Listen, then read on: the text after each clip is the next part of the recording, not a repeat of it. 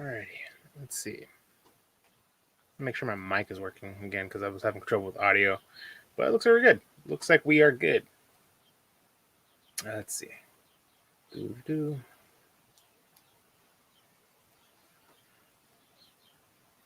right, cool. So yeah, we're live. All right, nice. So hey everyone, welcome to episode 6 of another Talking Thoughts. I actually should have fixed that. Hang on a sec.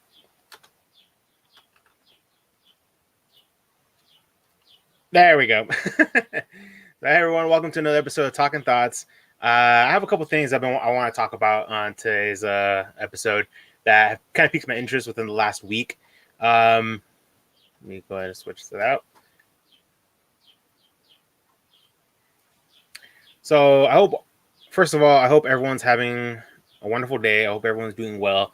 I hope everyone's doing well during these dark times that we're in right now, where everyone's still trying to recover from everything that's going on. There's been a lot of things going on for this past week that, like I said, has caught my interest. Some not so good, some that are frustrating, some that is just entertaining, I guess you could say. And also, as a quick reminder, there will be a Q&A at the end for those that do end up watching this and who tune in to and like who actually do have questions as well. I'll do a Q&A if there are any questions.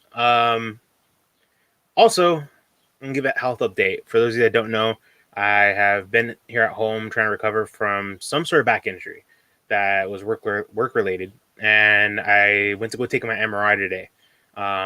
It was earlier this morning, and I got home around 10 or 11, and so I got my MRI results right here. I got to go to the doctor tomorrow and find out if anything came up, but hopefully it's nothing too serious. If they don't find anything, I am going to be very surprised because my back is still hurting, is just aching, and like I don't know what to do at this point if they don't find anything. Or at least if my company doctor doesn't find anything, and I'll probably want to go to a different doctor to see if they can actually find on the MRI of anything that popped up. Let's see. So one of the first things before, I don't really want to get so much into all that, but yeah, that's basically, I did my MRI today. That thing was loud. I had no idea how loud the MRIs get. They get pretty freaking loud. Hey, cool. AIMLG. How's it going? So that's really about it for my health update. First things first, for my first topic I really want to talk about. Dwayne Johnson blames Ryan Reynolds. Now, before speculating too much into it, it's not as bad as you think.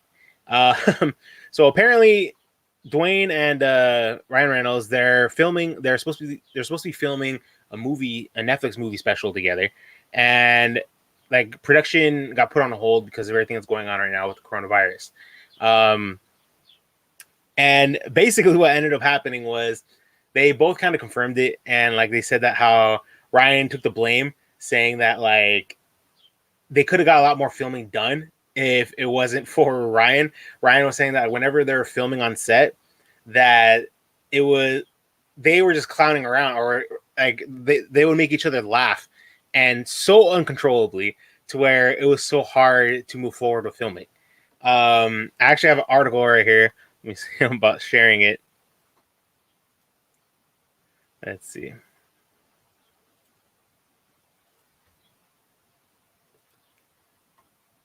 So here's the article. It's on, I don't know, is that the website? WeGotThisCovered.com. So basically, Dwayne Johnson blames Ryan Reynolds for ruining so many takes on Red Notice. So basically, here Ryan Reynolds recently headlined Michael Bay. This is a discussion talking about everything been up to leading towards Red Notice, but I think I could go down a little more.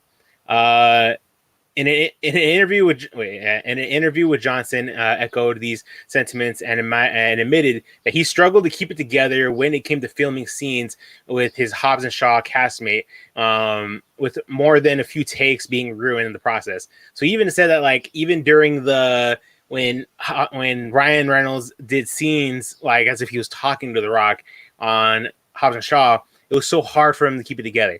And then now in this the Red Notice one, got a whole lot worse. So this is apparently Rock's words. He says, a lot of the first 6 weeks of the movie was just Ryan and I. And man, I'd like to think that I'm a professional and I'm disciplined. Oh my God, I never laughed so hard. It got to a point where he could say something and then I would say something. And then he would say it in a way he knew that I would like. Which is actually needling me when the camera is on me. I was bent over so hard laughing at him, but you know what? Like, we had the best time. So, like, they were just making each other laugh throughout the most of the time on set, and that is hilarious because I love both of them. I love The Rock. I love Ryan Reynolds, and just hearing the fact that, like, they're just like getting along so well, just making each other laugh. That, like, yes, it's terrible for on set, but it's hilarious to hear about when, like, one of your favorite actors are just having a blast and just cracking up and like having a great time on set. I don't know. I think that's great. I think that's hilarious. Ultimate Deadpool X. Hey man, how's it going? I just think that's funny. I think that's hilarious. Like, and I feel like it's kind of a known thing for Ryan Reynolds, honestly, because he is a straight up he is a comedian, you know, and like, I feel like he can make almost anybody laugh. So I think that's freaking funny. That's just one of the things that caught my eye because, like, I was just curious. I'm just been very curious about what's gonna be going on in the world of like Hollywood and movies and shows and everything lately because of the whole social distancing and because of the coronavirus. So I was just curious if there's any, like, I looked online and I wanted to see if there's any kind of movie news, anything new related to some movies. And just this article popped up, and I found it when I was looking some stuff up, and I found it, and I couldn't help but start reading it because it's about The Rock and Ryan Reynolds. So that one caught my eye. I couldn't help it. Also, all the topics I have, links will be in the description down below of where I found them at. All right, and so next topic I have. This got confirmed earlier today. The Snyder cut of the Justice League is coming, and it's actually coming in next year in 2021. This has been going on for, I don't know how long. Basically, ever since, even during the movie, when right before the movie even came out, when in theaters, Justice League, that people were asking and demanding for the Snyder cut after the whole controversy that happened throughout all of it. It's crazy how much it blew up, and eventually it seems like Warner Brothers finally caved. Like, it took time. It took a lot of time. Like, they were still very hesitant, and I feel like they clearly still had all the footage and everything else that they've recorded. They had everything all saved up still, but like they were just so hesitant to even try to release it or even put it out on DVD or whatever. You know, they just, for whatever reason, wanted to keep it locked up in their vault and like try to hide the Snyder cut. I don't know why. This is weird. But fans were demanding it more and more, and eventually they came to a deal and came to an agreement, and they're actually working on the Snyder cut to where they're like, I think they're still working on it. They're editing it, trying to add more graphics and everything, just trying to make it look good for when they release it. And apparently it's going to be released next year in 2021 on HBO, which is interesting, to say the least. Let me go to the article.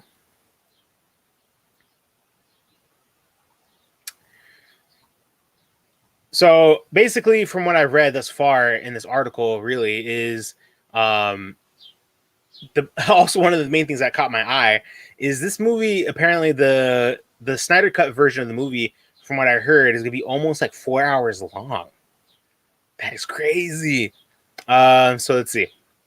On Wednesday, HBO announced that Zack Snyder's long discussed and debated director's cut of the Justice League will debut on the platform in 2021.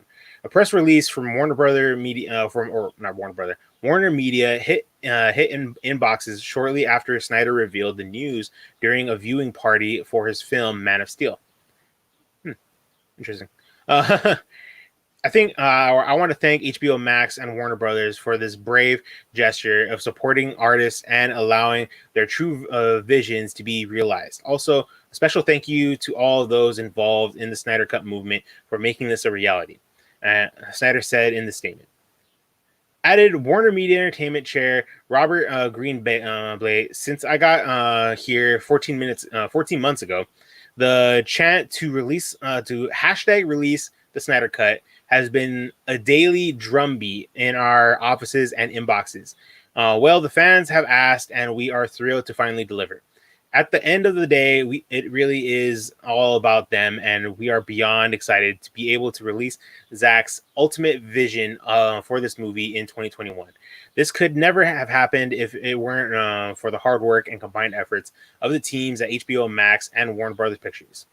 So that is crazy. That is like, I think that's freaking awesome. Even like some of the actors, like from the film, what was it? Jason Momoa, what was it? Ben Affleck, Gal Gadot, like they all have been like even on social media saying to release the Zack Snyder cut, and yeah, they finally caved, and they finally like got efforts put together to finally do it.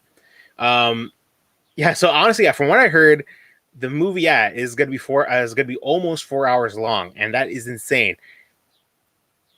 That is really insane, and for one of the only things that I heard that will be in the Snyder Cut is Black Suit Superman. That is the only thing I've heard that is in the Snyder Cut.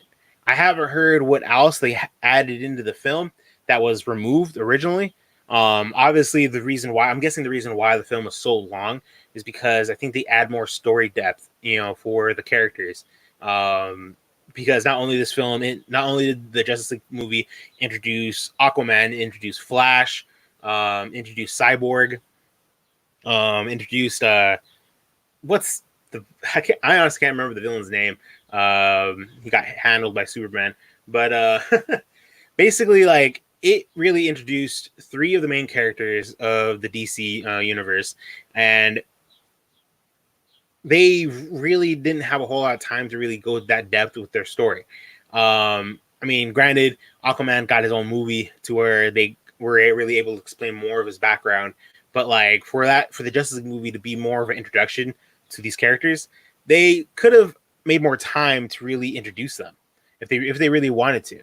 That's just my opinion. Honestly, I feel like they could have done so much more with the Justice League movie. And then one of the things that makes it worse, though, too, is Ben Affleck is no longer Batman. Like, for like, I think it was about a year ago, a couple months back, he stepped back from the role of playing Batman. So I don't know what they're gonna do stepping forward as like showing who's gonna be the next Batman. I mean, well, yeah, we already know who the next Batman is gonna be, but I'm wondering how for the DC cinematic universe, how are they gonna portray this? Like, how are they just gonna make it seem like he's literally just written off, like, or he always it's the same person, or not the same same character, but he just looks different, but they're gonna pretend nothing is different. I don't know. But it's interesting though that it's really cool though that the Snyder Cut is finally coming out, and I am very much looking forward to it. I really hope it does not disappoint, because the movie itself was a little bit of a disappointment, but not too much of a disappointment. I still liked it, but I feel like it definitely could have been a lot better.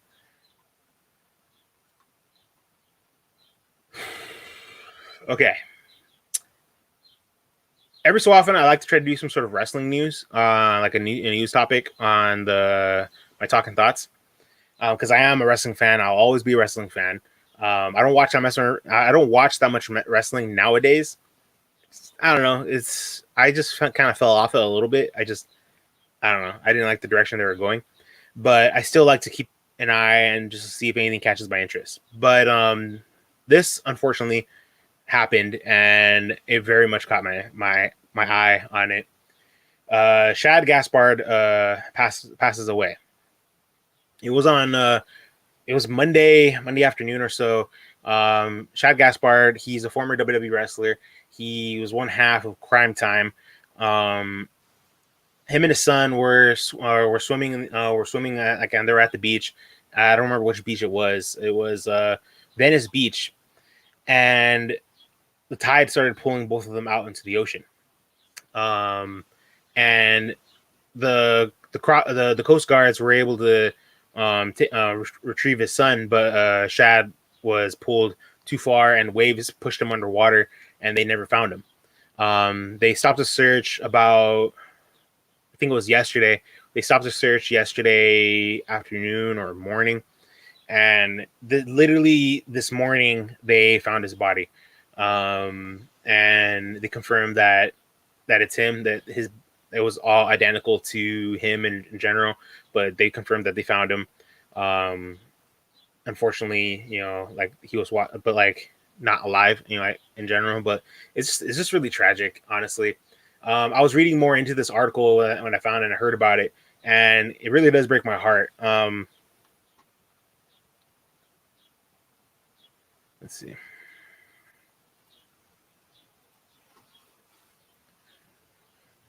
Shad Gaspard, former WWE superstar and actor, found dead at 39 in Venice Beach. Shad Gaspard, actor and former WWE superstar, was found dead in Venice Beach early Wednesday morning, 3 days after he had disappeared while swimming with his 10-year-old son at Marina del Rey Beach. He was 39 years old. Gaspard and his son were swimming in a mid-Sunday afternoon. Oh, it was Sunday that it happened. I thought it was Monday. That's even worse. Honestly, he was missing for 2 days. Mid Sunday afternoon, when a riptide pulled the pair hundreds of yards from the shore.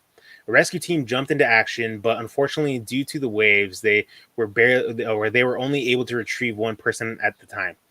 Gaspard told them to save his son first, and before the team could go back to retrieve him, he was submerged by a large wave, and a search party was then launched to look for him. But by Tuesday morning, the U.S. Coast Guard has suspended the search.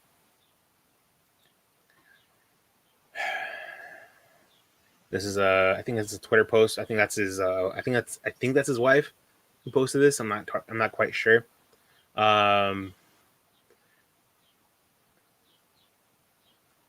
Gaspard first stepped into the world of professional wrestling as a competitor on the second season of Tough Enough. He was then recruited by WWE talent scout Tom Pritchard and trained under both Sergeant Dwayne Bruce and Pritchard before beginning his full-time training at Ohio Valley Wrestling. In 2006, he made a jump to WWE's main roster as one half of Crime Time tag team alongside GTG. The pair were released in September 2007, then brought back to the company in March of 2008, and continued to wrestle as a pair until late 2010. He continued to wrestle on the independent circuit up to the past January, and started a career in acting, performing small roles in movies like Get Hard, Brothers and Birds of Prey, where he performs stunts during fight scenes, and in television shows like Big Time Rush, K and Peele, and From Dusk Till Dawn, and series and In the Cut.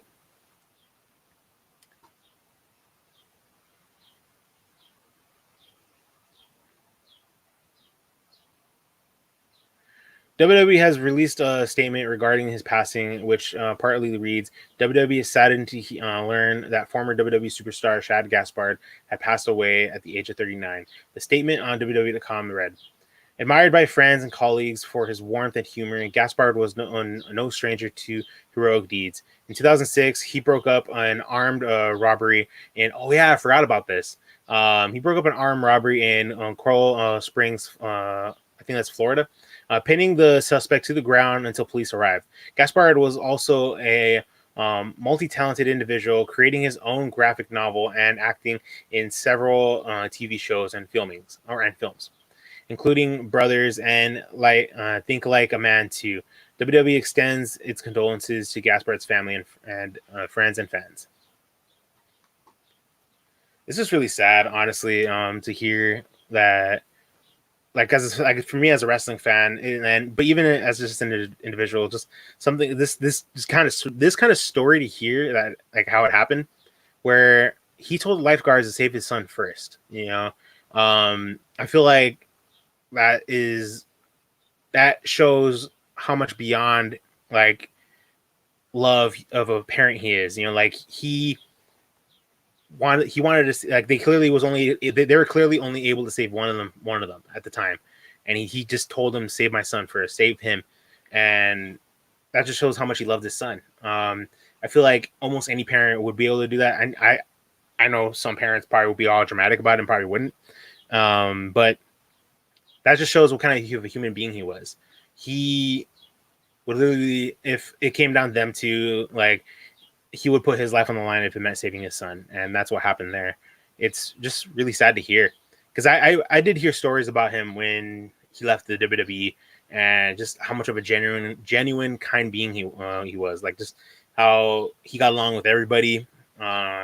It's just really sad. Especially I feel like everything I just read about how he started getting into acting, started getting little side deals. He created his own novel and everything. I feel like after it sounded like he literally left professional wrestling, started getting into other things.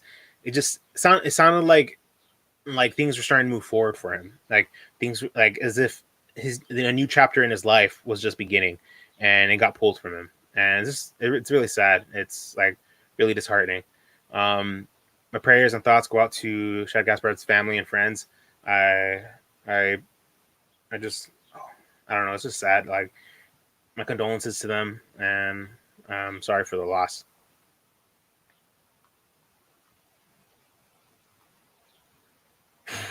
Well, that was a bit of a downward spiral there. All right, change this up a little bit. So Marvel's characters, Doctor Strange 2's Multiverse can bring back. This I just wanted to talk about because this isn't really confirmed. Because I don't think the movie's even in production yet. But there's already talks about like speculating about what characters they could bring back in to the MCU through the Doctor Strange movie, the second one. And I'm very intrigued about this because of the story of the movie already, just by the title. It's a multiverse, like already everyone like they already confirmed basically Doctor Strange and Wanda, not Black Widow, Scarlet Witch, they're going to be entering alternate realities on multiple different universes, and that's what the movie's going to be revolving around.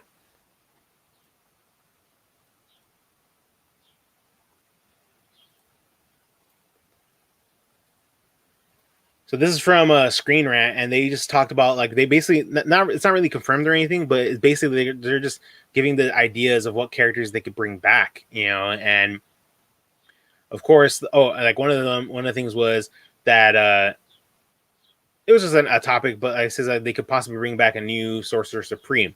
I don't know about that. I mean, I feel like Doctor Strange literally just barely became the Sorcerer Supreme, and he hasn't had the chance to really fill in the role of the new Sorcerer Supreme, like in a sequel, like right after his first movie. He was rushed into everything else, and I feel like he really should show more of a role of actually being a Sorcerer Supreme on his own and not helping the others yet. Like I guess that's how I just feel like. But basically they're already talking about how they could bring back Iron Man. Basically they could just bring back Iron Man, where not really bring him back, but at least maybe even show him again. Where like they enter a reality where Iron Man is still alive. Like that would be interesting at the very least. I don't know about the idea of them bringing him back. Yes, I would love for them to bring Robert Downey Jr. back as Iron Man, like for him to somehow come back. But his sacrifice was so big in Endgame that it's just hard to picture them to bring him back so easily. After that big sacrifice he did. So it's like I don't know, like it's just something. I'm just thinking about I don't know if they'll try to pull off something like if they brought an Iron Man from an alternate reality that he survived the snap, or he's alive still, and I don't know, like maybe because the stones no longer exist too in the MCU current timeline. They were destroyed by Thanos, but that's why they had to retrieve the stones from the past, and then they sent them back. I don't know, but I'm gonna go ahead and let's go ahead and just read what it says here. Stephen Strange and Tony Stark didn't personally know each other very long, despite both living in New York. The pair were brought together by the imminent threat Thanos, posed in Infinity War, and they fought alongside several other heroes on Thanos' homeworld, Titan. Strange knew Tony's tragic fate 5 years prior to Endgame, having peered into the future that offered over 14 million potential scenarios. Marvel Studios can explore some of those other possibilities. That's true. Perhaps even pushing forward with the scraped idea of Strange wearing an Iron Man suit. I heard about this. There is apparently a deleted scene from Endgame where Doctor Strange is wearing the Iron Man suit and Tony has Doctor Strange's cape. I want to see that freaking scene. I want to see that. This was apparently something that was filmed on set of Infinity. Oh no, it was filmed on Infinity War. My bad. Doctor Strange in the Multiverse of Madness can repurpose the said footage in ways that will fit the sequel's narrative. Otherwise, the sorcerer can simply travel through a myriad of alternate realities as part of his upcoming solo mission to encounter a different version of Tony Stark. So here's the thing, though. Like, I feel like it could be a possibility. They could go a different route where they could introduce a different Tony Stark where maybe he's a villain, just to add a little twist to it, because they want to have Tony remembered as a hero, because he's of the sacrifice he did. I just feel like if they showed him again and it's an alternate version of him, have him be a little different, because it's like I feel like it would be too easy just to try to snatch him and hey, Tony Stark's back. They should show that, like, I don't know, maybe this alternate reality, I don't know, just it would be too easy. I just feel like it would be too easy if they did that, and that would be a way if they brought him back. But it's still interesting though for them to show him again, ideally on the big screen. And Captain America. While Captain America no longer exists in the current MCU timeline, the super soldier is still alive, unlike Tony, who's definitely dead in the main reality. Steve Rogers decided to retire as a superhero, officially passing the shield to Sam Wilson. Depending on who you ask, the Steve Rogers could have simply went back in time to live with Peggy Carter, or created a branch in the timeline. Assuming that it's the latter, Strange's quest can, in Doctor Strange and Multiverse of Madness, lead him to an alternate timeline where younger Steve is married to Peggy. This could also effectively explain the existing questions over the confusing fate of Captain America. If Marvel Studios isn't quite ready to address that yet, the sorcerer could simply interact with an entirely different version of Steve from another universe. Regardless, since they didn't get to know each other too well, seeing Doctor Strange and Captain America interact on the big screen for the first time would be fun for fans. That is true. I would actually truly enjoy that, because they never really had a chance to talk. Doctor Strange only has ever really interacted with Bruce, Thor, Loki, who's technically dead now, Tony, Spider-Man, and the Guardians. That is it. He hasn't really interacted. He never really interacted with any of the other heroes. Never really interacted with Black Panther, Black Widow, Hawkeye, just anyone else really. He hasn't really had it would be really cool to see him interact with everybody, with everyone else, and especially Steve. That would be really cool. I don't know. I thought that would be interesting, especially from the show, his married past life, with Peggy. For them to I think that'd be cool. Quicksilver. This, I believe, is a way for them to bring back Quicksilver. Because he's technically been dead ever since Age of Ultron. I didn't like the way they killed him off. Because he's freaking has super speed. He has super speed, and what, he got shot? Like, come on. Especially Wanda is involved. So I do see this as a possibility of them a way for them to bring back Quicksilver. I don't know. With Wanda Maximoff confirmed to make an appearance in Doctor Strange into the Multiverse of Madness, Marvel Studios might attempt to bring back her brother, Pietro. Debuting in Avengers Age of Ultron, Quicksilver was only in the franchise for one film. Over the years, rumors of him returning have been persistent, but nothing has obviously come out of them. Not only does Doctor Strange in the Multiverse of Madness offer a relatively easy way to revive Quicksilver by potentially plucking a surviving version from a different timeline, it can also justify with her sister involved in the story. That's what's unique about Quicksilver's situation is Marvel can reintroduce him in the sequel and keep him as a key player in the MCU moving forward. Considering the impending introduction of the X-Men to the franchise, this makes a lot more sense. It does. It really does. With them, I feel like, because from what I heard from the rumors that I've heard thus far, not only would the Doctor Strange movie give a huge gateway of like reigniting and reviving Quicksilver, it could be a big way for them to introduce the X-Men and mutants. Like, it'd be very interesting. It would be very interesting because this is a huge opportunity for that. I'm just very curious on how they're going to go about doing this for them to introduce the X-Men and mutants in general. Like, it's so many possibilities of like routes that they could go. I just hope it's a route that makes sense. Vision is another possibility for them to bring back in the movie because it's, like I said, multiverses. So aside from Scarlet Witch's appearance in Doctor Strange into the Multiverse of Madness, the film will also have connections to Disney Plus's WandaVision, which will feature the android. There's no official word if Cumberbatch will reprise his role in WandaVision, but theory suggests that the sorcerer will have a hand in bringing Wanda and Vision's twin kids from the comics, Billy and Tommy Maximoff, to the MCU. For context, Vision wasn't among those who were resurrected in Endgame. Yeah, because he got the stone plucked out of his head.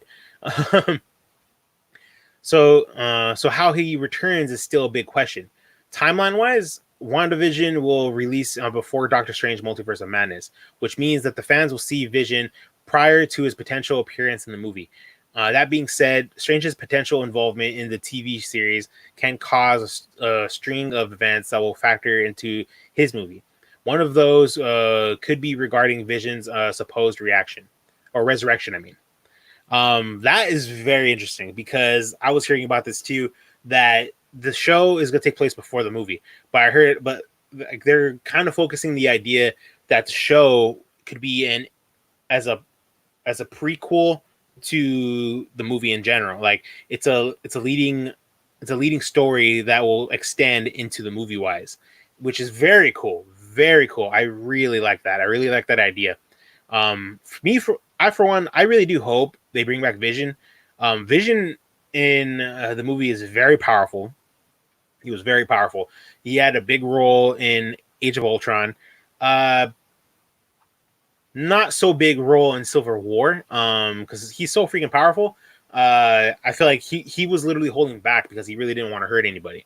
But in Infinity War, he was kind of like weakened really because apparently all of Thanos' children, their weapons and everything, was able to really physically harm him. Like he couldn't phase through all of their weapons. It was just, I don't know, it was weird. I was not expecting that. Vision was really completely like outclassed. Really, it was very surprising. I don't really know how much I feel about that. Like, it was surprising, but also like I didn't quite like it because it was just, I don't know. It's like I feel like Vision was kind of a crutch in Infinity War because of like how badly he was able to get beaten, so easily. Thanos, or at least they could. All right, this one I don't know how I feel about this one entirely. But I mean, it'd be cool for them to reintroduce Thanos, but obviously this is probably going to say as another alternate version of him. This would be like what, a third alternate version of Thanos that the MCU will be introducing for it. Like, I don't know how I feel about that, but let's see. As the last person to use the Time Stone, except for the two snaps in Endgame, Doctor Strange in the Multiverse of Madness can also factor Thanos. The Mad Titan destroyed the Infinity Stones at the beginning of Endgame, possibly kickstarting the Multiverse of Madness. Since the stones are in a trickle in safeguarding reality, this is the reason why Strange was absent about not handing the Time Stone in Infinity War. Before he learned that giving it up was the only way to win against the villain. However, with Captain America returning the stones, they got from the time heist to their respective times and places. That leaves Strange without his main weapon. Strange could travel through the multiverse where he could encounter Thanos in hopes of getting a hold of the Time Stone again. So he could properly protect the reality he is responsible for. So I don't know. It's thinking. Alternate Thanos with the Thanos helicopter. Oh no. I don't know how I feel about that. That'd be funny to see, but I no. All right, so let me think. So basically,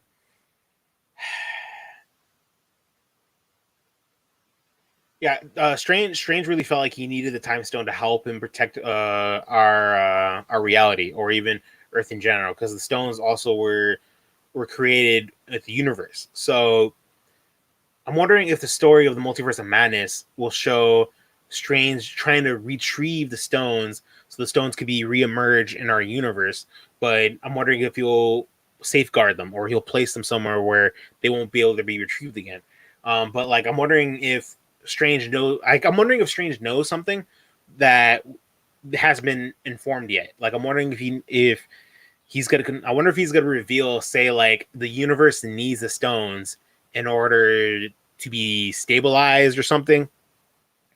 Because it'd be kind of strange for him to just only retrieve the time stone and that's it. I don't know. It'd be very interesting though if that is the case of what the movie will revolve around, is him going to alternate realities that would be okay without one certain stone. Yeah, because like I'm wondering if he knows something Thanos didn't. Like, I'm wondering if for Thanos, he only destroyed the stones because he didn't want the snap to be reversed. But I'm wondering if Thanos didn't know the full extent of possibly like the side effects of destroying the stones. Like, I'm wondering if there is a side effect of destroying them. Like, would the universe start falling apart or something? Like, I don't know. These are just random ideas I'm throwing out there. It's just crazy to think about. And I think that was it. Oh, Ancient One. Yeah. Doctor Strange's mentor passed away during the events of the original film, but she appeared in Endgame during the Avengers time heist mission during the battle in New York. As the title Doctor Strange Multiverse of Madness implies, the multiverse is expected to be an integral part of the story. And no one in the MCU has better explained it thus far than the Ancient One. I'm honestly a huge fan of the Ancient One character. Like, I kind of wish they brought her back, like, permanently, or at least I kind of wish she never died. But at the same time, she was an introduction of a way of Strange becoming the new Sorcerer Supreme. But I'm still a fan of her in general. Honestly, she was a badass. Uh, Given this, it makes sense for her to be in the sequel in very varying ways, but more likely to provide guidance for Doctor Strange as he embarks on this new endeavor.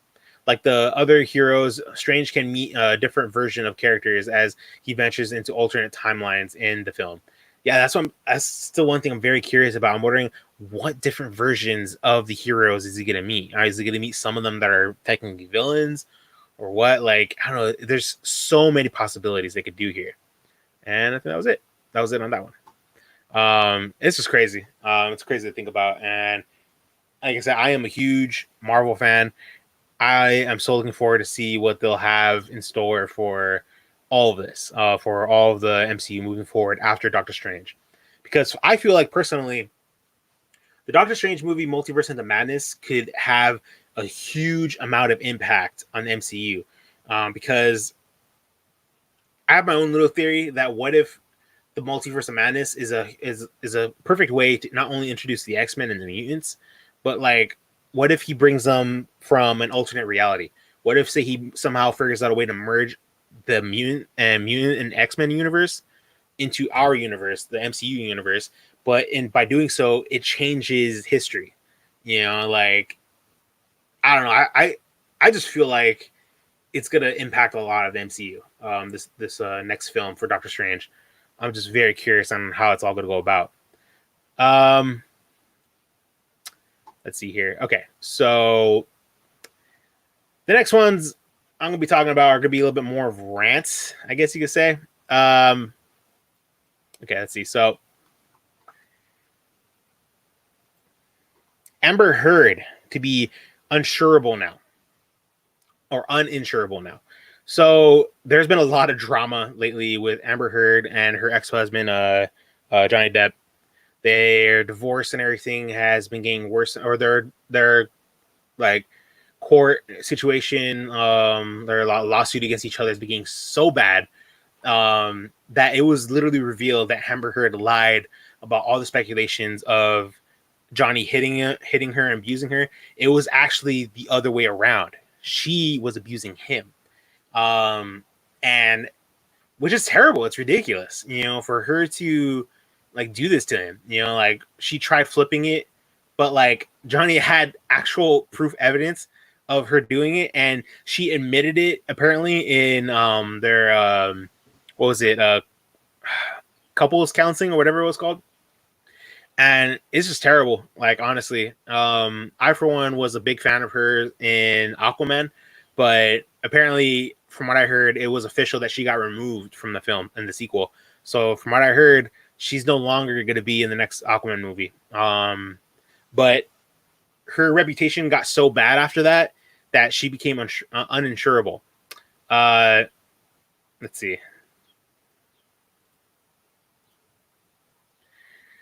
So basically, why is this popping up? Go away. Whatever. Can I close you? I don't know. Hang on. Whatever. So basically, the whole situation of like why I'm saying she's uninsurable is like a similar situation that happened with Robert Downey Jr. years ago when he had the drug problem and everything, where it was like people were unsure if he would ever make it back into like Hollywood status like he was before his addiction got bad.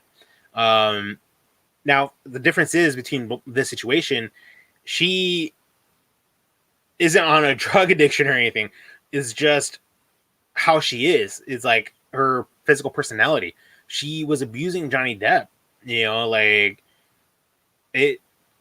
Like, how do you come back from that? Like, it's like you can't excuse something in exchange for it. Like, oh, you're on drugs or whatever. There was anything confirmed about that.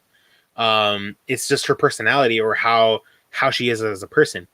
They're like, what you're gonna say years later, like in a year or two, that you changed, you're nicer and everything. It's gonna take a very hard for her to come back from this. And like, for them to start stating this, saying that like she's uninsurable, like I'm wondering how long that's gonna last, because that could be permanent. I don't know.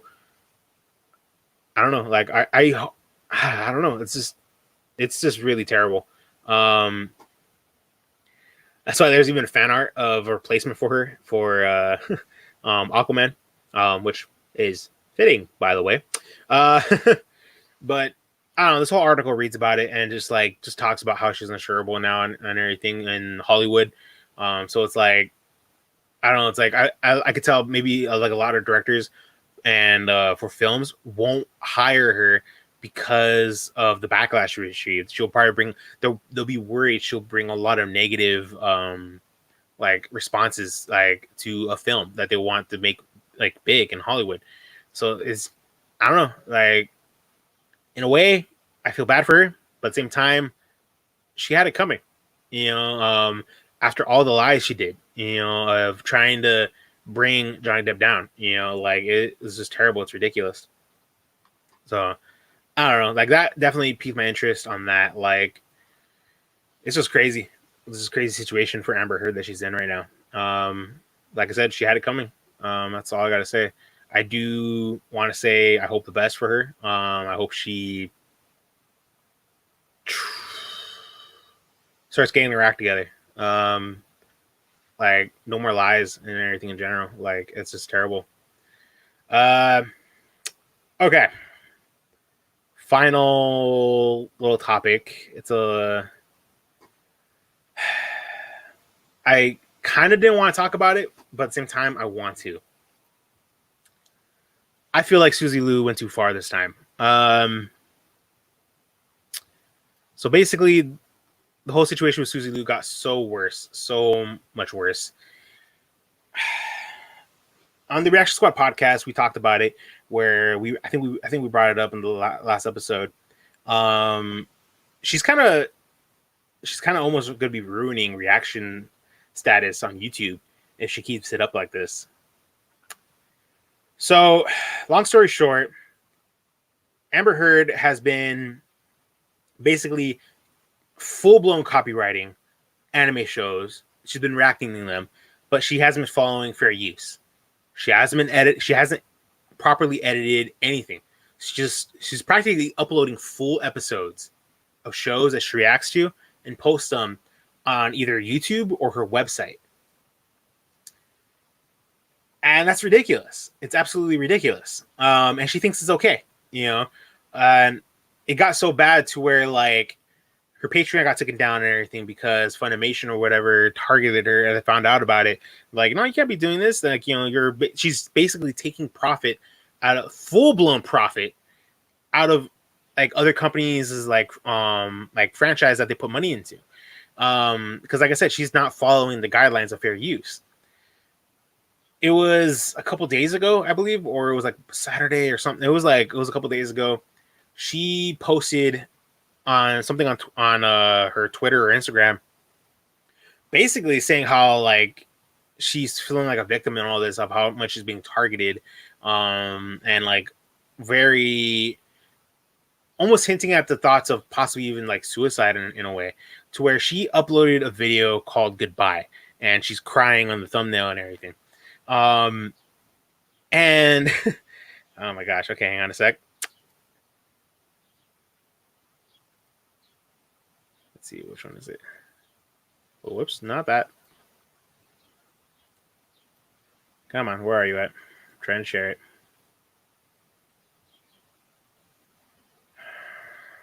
Oh, wait, here, hang on.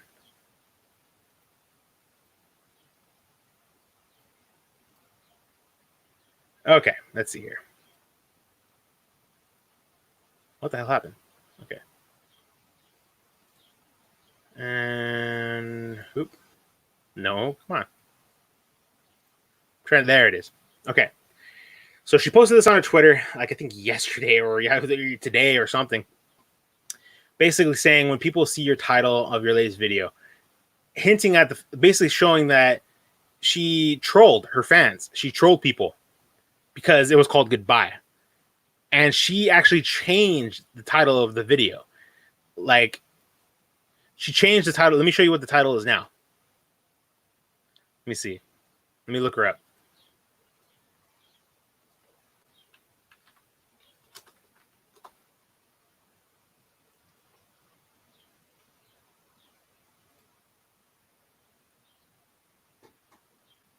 Okay, so let me see.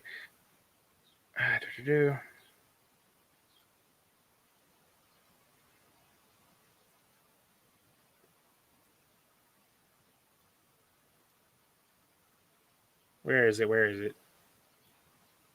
No, come on. Where are you at? Oh my God. Okay, hang on a sec.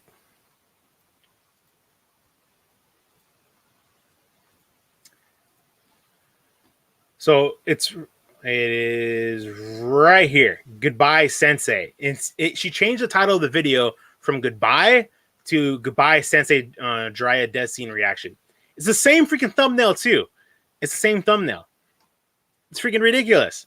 And then, like, let me show you the other one. She tweeted this as well.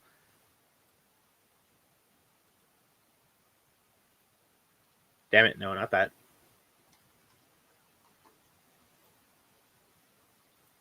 There we go. Also, yes, it was a clickbait joke against the drama channels because they would love for me to upload a video called Goodbye, quitting YouTube. Suicide is not a subject to make any jokes about, and wishing I would have ended my life over the constant harassment is beyond disgusting. She made a joke about freaking committing suicide. You don't joke about that shit. You don't. It's like, what the hell is wrong with you? She literally posted on her Instagram or whatever, she was having suicidal thoughts and everything because of the harassment she was getting, because of everything she's been doing wrong, you know, like of the copyright use and all that. Like, I'm feeling like she is doing nothing wrong. But like, and that's why she made this some sort of Instagram post. And then she made a goodbye video, you know, like after that post as well. Like she made the joke about like, she made, quote, clickbait joke about freaking suicide. You don't freaking do that. What is wrong with you? It's unfreaking believable.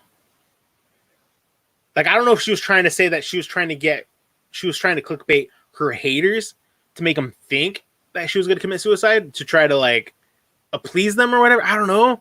Like, it is just dumb. I don't know what the hell's wrong with her.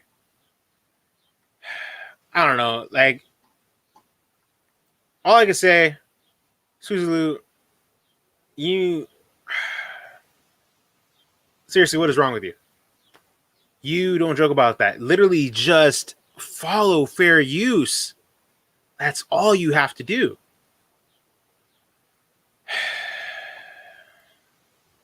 I don't know. That's just me. I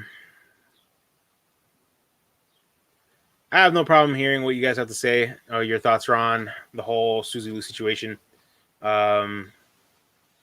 It's just ridiculous. Like I said, you don't joke about suicide. You just don't. After the last year or so, there's been a couple of things happening on YouTube that's just been bad. Like, you don't joke about that. But anyway, I'm done talking about Suzy Lou. I don't want to give her too much spotlight on my talking thoughts. But that's basically all my topic. That's all my topics for my talking thoughts. I would have a Q&A, but no questions really. There hasn't been any questions, so it's all good. I didn't get that many views in this podcast anyway, or in this talking thoughts, so it's all good. So yeah, I don't know. Might as well just end it there. Because like I said, I didn't get that many. Oh, my back! I didn't get that many.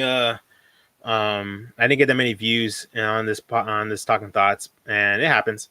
But Suzy Lou gets worse. Suzy Lou gets worse every day. She does, and it is just ridiculous. I feel like she is the one person that's possibly going to destroy YouTube. It's just ridiculous. So yeah, for those that watched, I ended up watching Cool AI or AYMLG and Ultimate Diplo X. Thank you all so much for watching. And for anyone else who will watch us later, thank you all so much for watching. I'm gonna take a little break. Well, not a break, but I'm ending the stream here. I'm gonna stream on my Twitch in a while. I'm gonna continue some Final Fantasy over there, but I'm gonna take a break in general before I go live streaming again. My back is hurting me, and also I'm gonna go get some lunch. Getting pretty hungry. So yeah, I really want to get back into these talking thoughts. So I hope you all come back for some more when I do some again. I'm gonna try to keep them at like every week or maybe every other week basis. We'll see. So I hope you all enjoyed. Until the next one, everyone. Stay true, and I'll be too. Bye, everybody.